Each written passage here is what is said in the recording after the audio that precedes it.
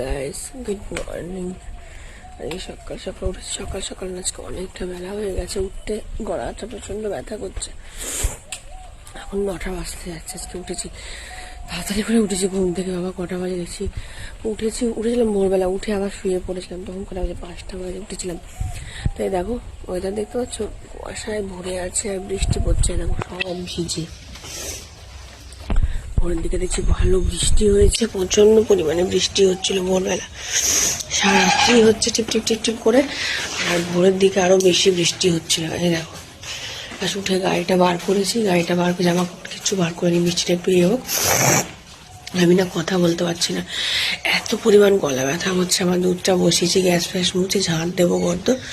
তো চলো প্রত্যেকে জানাই good morning, good morning, good morning. সবার শুভ সকাল। সকালকে খুব ভালোভাবে কাটুক। দেখো বৃষ্টি যদি পাচ্ছ।